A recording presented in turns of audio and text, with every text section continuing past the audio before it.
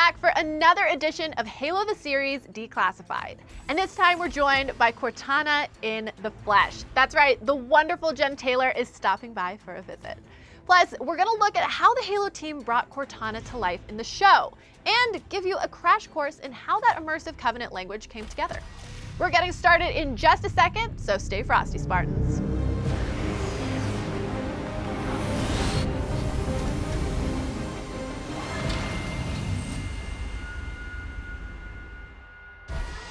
Welcome back to Reach, everybody. My name is Sydnee Goodman, and this is Halo the Series Declassified. This is a critical stop on your journey through the show we've all been waiting so long for. We've got special guests, inside looks, and so much more coming your way. Before we start our dive into episode 4, though, we've got a special message from the AI who makes Skynet blush. Take it away, Cortana. Thank you, Sydney. This is a priority warning for viewers that there are going to be, what was it you called them? Oh, right, spoilers. Proceed with caution. Thank you, Cortana. She's right, there's gonna be spoilers galore throughout the episode because, you know, it is called Declassified. So go back and watch the latest episode if you haven't yet. But if you're ready to continue, we've got a real treat in store this week. Last episode, we met the one and only Cortana for the very first time, and well, I think it's safe to say that her relationship with the Master Chief is off to a rocky start. Take a look. No, I didn't summon you. Summon me. This is coming from inside you, Chief? Go away. AI off. I'm introducing myself to the rest of the team. Go disappear! Joining us today is the actor who has been behind Cortana since the very beginning, the incomparable Jen Taylor. Hey Jen, welcome to Declassified. Hi, thank you. What a thrill it is. Yeah, we're so happy to have you. Why don't we start right at the beginning? You know, you've been synonymous with Cortana for over 20 years at this point. When you took on that role, did you have any idea it would be such a consistent part of your career? No, of course not. I was doing a lot of different video games, and in all honesty, at that point, it was just, you know, another gig that I had. It was a really fun gig, though. But I didn't know. Of course, I had no idea what it would go on to become. Was there a moment throughout your time with the franchise where something like a light bulb went off or something really clicked where it was like, wow, this is iconic for people? Like, it really just, you realized how much Halo means to its fans? That probably didn't start for me until I started going to conventions. When fans would come up to me and say, this game literally saved my life, or I have, you know, loved you since I was 10 or whatever, you know, that was when I really started to understand how much it was affecting people. How has your approach to playing Cortana evolved over the years? How does playing the role in the TV series differ from playing it in the games? Yeah, in the beginning, we started just in a booth like the one that I'm in right now. I'm not in a padded cell, by the way. This is my booth. It was just me standing in a room by myself, right? Now we moved on to doing performance capture within the games, and I am using that we're doing performance capture in the TV show as well, which has been so helpful to me because it's a medium I understand and I'm very familiar with. But yeah, it has definitely changed because now there's the onus on me of not only does, you know, what does Cortana sound like? What is she thinking? How is she emoting? But also, how is she moving? How do I best capture her physically? And that's a little different. Not that I'm not moving. Of course I am when I'm recording in a booth, you know, you're moving around. And I think fans will find she may look a little different. She has, you know, different motivations, but she's going to feel familiar, I think. Well, and it's been really nice to have kind of that through line because, you know, this universe of Halo that we're seeing in the series is different than where we're finding ourselves in Halo Infinite, for example. But it's almost like a warm hug in a weird way to have that through line of like our Cortana. I'm so glad I can be your hug, Sydney, your warm hug. My warm hug. I feel like Cortana would maybe be a colder hug, like a cool, like kind of a cold hug. I don't think she'd do kind of the rub on the back and the little pat, but hug nonetheless. You know, when she got to know you better, maybe. Yeah. Take a little time. She'd warm up. Yeah, there we go. At this point in the series, Cortana is more or less a spy for Dr. Halsey, speaking of warming up, or rather not. Chief definitely has his guard up. What's your view on the relationship between Master Chief and Cortana at this point? Yeah, he certainly doesn't trust her, does he? And he does not want her there. It was interesting trying to justify, that's not really something I've had to do playing this role, is justify her existence, justify her presence in his life. So that's been really interesting. Having to, no, I should be here. I I have things to offer you. She's constantly trying to prove herself to him, which has been, it was a really fun thing to play, a little different than I've done before. It's interesting to see how she is going to evolve within that. Yeah, I mean, I'm definitely excited to see that relationship perhaps blossom. Why do you think fans are so invested in the dynamics between Master Chief and Cortana? Yeah, it's funny because in the beginning of the game series, again, she doesn't want to be there, right? She's in the ship and she's, why am I doing this? It's like a buddy movie, right? I mean, they're growing to understand why why they're so important. They become so close and experience things together that it would be difficult for a spouse or anybody else to experience with you. And let's be honest, she's inside him, so she's also cataloging, if you will, how he feels about things. So she's experiencing his feelings about things. What a intimate relationship. I think it's so intense. That's got to be why people have fallen in love with them as a duo. There's so many beautiful aspects of their relationship. I'm not surprised that people have fallen in love with it.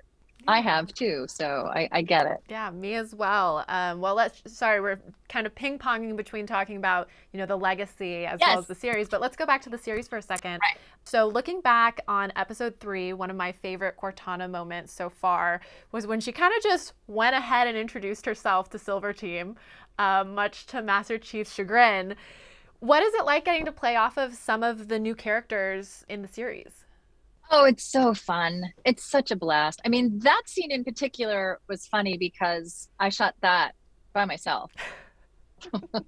I didn't get to, I think we had one day where Pablo actually was there, like in his jeans and a t-shirt or something, doing the scene. For me, I'm so delighted to work with female Spartans. That makes me really happy, to see these really strong women. And it's so strange to be like, just on a side note, walking around the set being the shortest, tiniest person, because they're all just so tall. It's lovely. I mean, I'm really enjoying diving into the new storyline as well. That's always fun. You got to be on set though. How was that? Yeah. So what we do is we film a couple episodes at a time. We call it a block, right? And so we would go through the block and I would be on set with everybody doing my stuff. I'm generally the only person in doing motion capture. And then I would step off of camera and do my scene exactly the way we had just done it off camera. So they're having to remember where I am. Generally, I'm not moving around that much, so it's not too hard, but they have to remember where I am and what I'm doing. And I have to memorize what everybody else is doing, but not be able to see them, which is a great technical challenge. At the end of the block, we have a day set aside just for motion capture. And it's just me in a warehouse by myself, going back over everything to make sure we got everything clean. But so it sounds like, if I'm understanding correctly, you get to watch the actors that are in the scene also with you do the scene. It's just you're not standing in the scene with them. Yes. Okay. We do the scene together, and I stand there and do the scene, and then once the cameras start rolling, I have to step away because they would have to paint me out, and that would take a lot of time. So I have to step away, and I'm generally just off camera. I'm right, I'm as close as I can get to the scene so that I can still be present and feel the energy and work the scene, right? Mm-hmm. I think about when you're watching scenes, like, where where was Jen hiding in each? That's the trick. Where was Jen hiding each time they shot the scene? There's one moment in particular where we're flying in a ship, and I was actually outside of the ship, like outside of the window, shooting, talking to Pablo and shooting my scene. So that was a really joyful moment. Like I'm outside on the window. Ah. A completely new viewing experience. So when I go back and rewatch the season, Right? I'll play my little "Where's Jen" hiding game. Try to guess where I'm hiding. Yeah. I love that. So was there anything that surprised you about this version of Cortana, even after playing the character for so long? Yeah, she's a little more I mean, her beginnings are a little darker, aren't they? It's a different idea of why she's there and what she wants. I had to wrap my brain around that. That took me a little bit.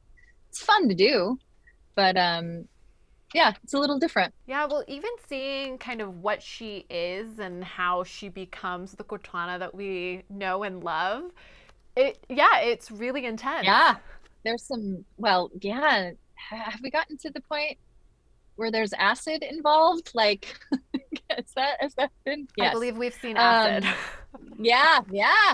No, that whole thing, that's pretty intense, right? It's a little different than how I had always imagined her.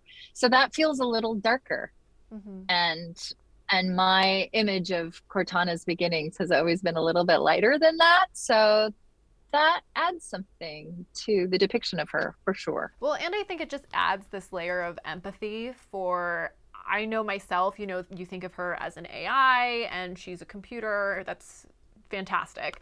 And then when you see her origins and how she's acting, I don't know. I mean, it really does just lend a layer of empathy to the character that I don't know that I had before, which is wonderful. Oh, I love that. Yeah. I'm so in love with her. She's such an interesting character. I mean, truly, to have that amount of information and try to, and of course, this is what she's supposed to do, right? But along with that, to learn empathy, to learn how to emote, to learn humanity in a way that, more than just words on a page. That is so beautiful. It's so powerful to me. Mm-hmm. And fun to play as, a baby emoter, basically, learning. It's really fun. But without spoiling for future episodes, yes. What can you say about Cortana's role in the show and kind of her journey? Is there anything you can share without spoiling?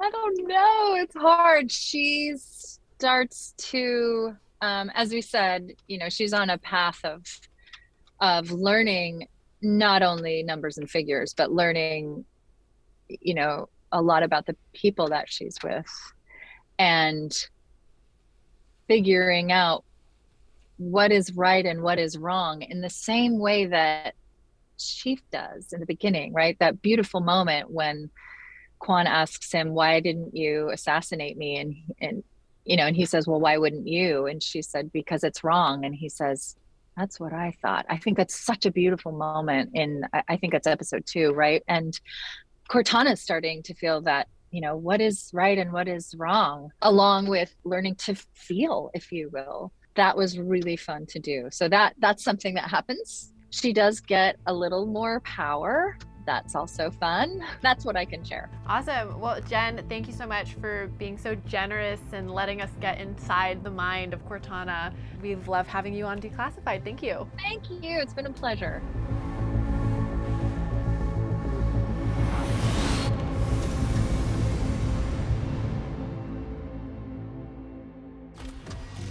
I am fluent in an immeasurable number of languages, but I understand it is more difficult for humans to adopt new dialects. With this in mind, I've prepared a crash course in the covenant language of Sangheili. Thinking caps on, recruits. Hi, my name is David Peterson, and I am a language creator here on Halo. Hi, my name is Carl Buck, and I have assisted David in language creation for Halo, the show. We're here today to teach you some Sangheili.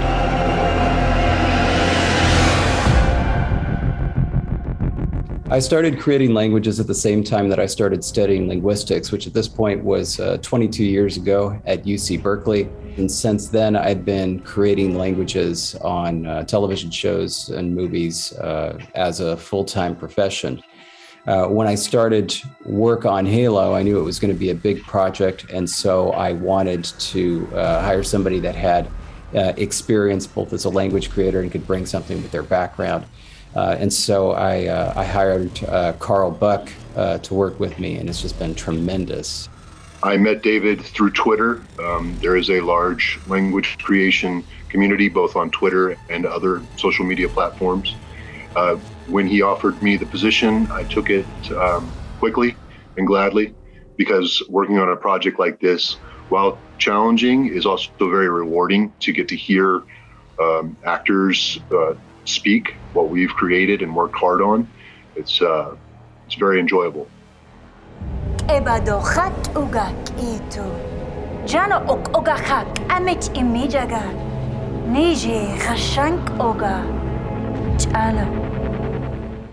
We worked together extremely well and put together a Sangheili language that we're really proud of.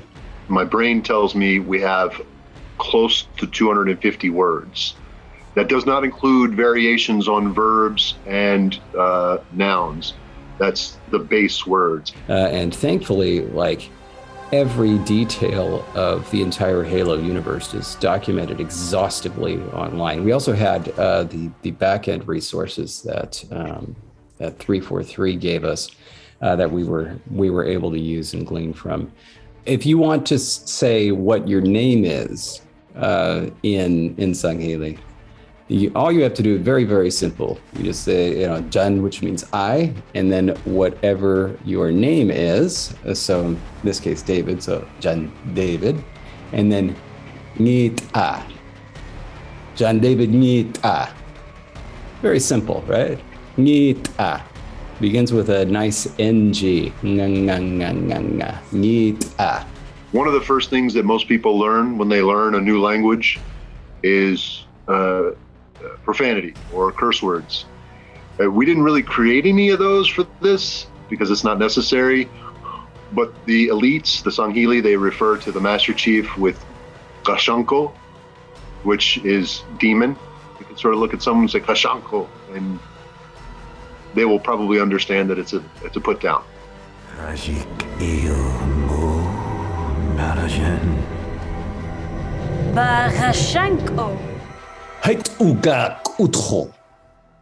And that means from strength, fight. But basically, in English, it means fight with strength. But then it means like, It can mean hello or goodbye. There you go. Sort of like cheerio. It can be used coming or going. What other Sangheili words do you know? I think for me, hearing Charlie Murphy say John Mosikoya was really exciting. It was kind of like, wow, because I helped develop that phrase, and she says it so perfectly. Her pitch, her emphasis, her pronunciation, that really struck me.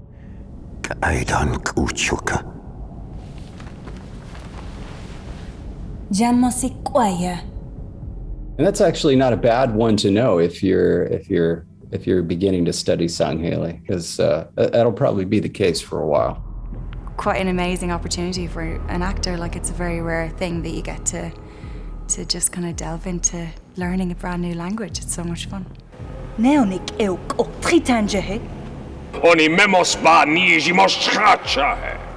The first thing that happens is that we get a script or a script draft. And then, Carl and I both get the script. We take a look at it. We figure out the lines that we need to translate, and we would put together a document that we would work on together at the same time. Then we would decide whether we need to make new words or new word, and then we would go from there based on phonology and what other words we already have, etc. And so then Carl and I both get on the phone. We both have our Google Doc open, and we sit there together and we go and translate every single line together until we are happy with it and certain that what we've got is correct. At that point, then I go and record all the lines onto MP3. So each line, and I record it just the way it's supposed to be said. Here's what he's doing. Janorin onine waka wakijaga. Raji, keo janoni ne traiji, janorinoni. Raji, keo janoni ne traiji, janorinoni ne waka wakijaga. Raji, keo janoni ne traiji, janorinoni ne waka wakijaga.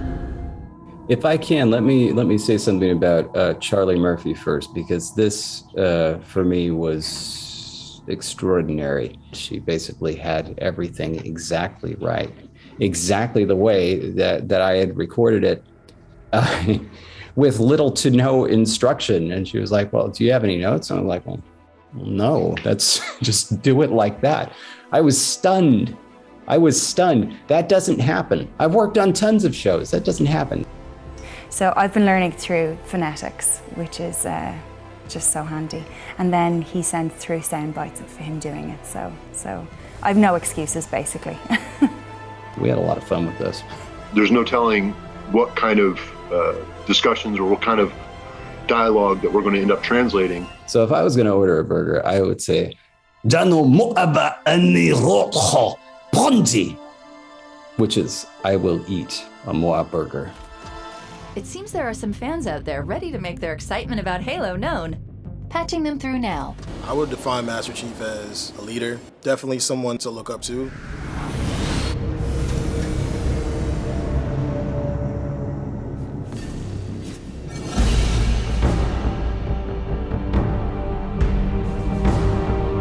Epicness, hero, you gotta give faith and belief in him. Master Chief, he's a hero. He's brave. He is the secret weapon that the UNSC has against the Covenant. He's a war machine, but he's also a human. You know, I think that's the important part. John is much more than a person. He is a Spartan. Spartans are superhuman super soldiers raised to be these ultimate weapons against insurrectionist threats, but later reused to save humanity. Huge, strong, very tall super soldier. John was enhanced and trained for one purpose, to fight for us. Definitely a guy that has been around for a very long time. He is a super powerful fighter, fights aliens, and saves the world. He does represent humanity. He fights for everyone. Doesn't matter, everyone. As much as we might wish it was possible, we're not quite at the stage of technology where we all have our own Cortanas embedded into our brains. Yet we see her come alive in the show. Here's a special look at how the visual effects wizards working on Halo the series made it all happen. We're treating each episode like a feature film. We're really doing 9 movies.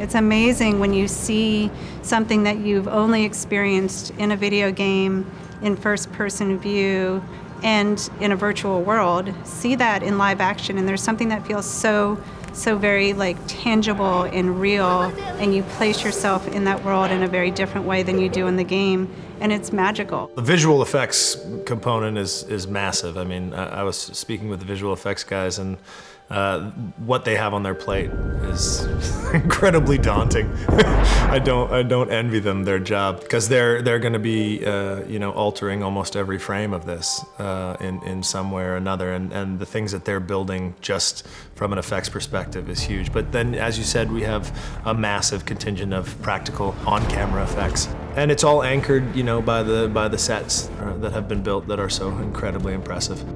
So the most important thing for us and for me was, in making this, was how do you actually make this feel like a genuinely authentic and visceral experience? Everybody that plays a part behind the scenes is instrumental in making this happen. Nowadays, so many things rely on CGI primarily and practical as a secondary thing. Halo is going above and beyond to try to use practical things as much as possible. and it's fascinating to see. Here we are in the area where we're building Cortana, the artificial intelligence water challenge. Yeah, today we're going to do like a big epic moment. It's the first moment that Halsey's character is going to meet Cortana. When the game is over, the king and the pawn go back into the same box. Hello, Dr. Halsey. It is so good to finally meet you. We've made several attempts and prototypes, which you might see there hanging. There different kind of blues, different kind of material, different kind of whites and grays, because then the visual effects will build on top of that. Of course, it's a huge visual effects show, and there's an enormous amount of money being spent in visual effects.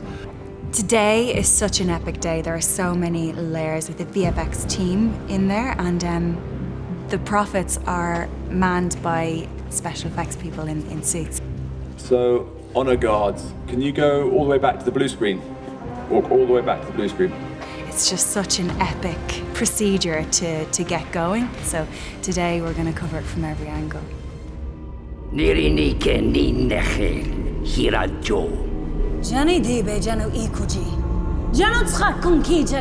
As much as possible, and it sounds sort of crazy to say this, I don't want people to think of it as a visual effects show. Ideally, they don't notice them. Wow. Okay. From a visual effects point of view, we've really tried to kind of really embed all the visual effects in camera movement and in set design, and put as much reality in front of camera as you reasonably can, so that you feel the experience, so that you feel the show, and so that it kind of feels authentic.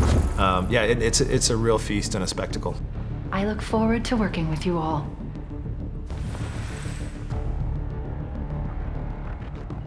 New AI. That's it for this episode of Halo the Series Declassified. I want to thank Jen Taylor for stopping by and talking about all things Cortana. And of course, thank you to everyone out there watching. I know you've got a lot of great TV to keep up on, so we all really appreciate you spending your time here with us on Reach. You won't want to miss next week's episode, where we'll be joined by a member of Silver Team, the incredible Kate Kennedy. You know her as Kai-125, the Spartan who removed her pellet in this week's episode, so there's definitely plenty for us to talk about with her. And of course, you can stream new episodes of Halo every Thursday exclusively on Paramount+. Until next week, I'm Sydnee Goodman. Thanks for watching. Spartans, dismissed. Once they've got the artifact out of the rock, our mission is to get it on board Pioneer as quickly as possible before the Covenant figures out we're here. As soon as the artifact is on board, Chief wants it up into slip space and on its way back to Reach. I want every area of highest ground. Do you ever wonder what they want? Who? Covenant. They want what's in their cave. Yeah, but what do they really want? To kill us, like we want to kill them. Do you ever wonder why? No.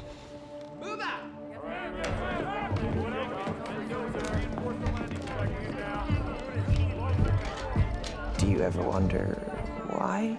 You never wonder why?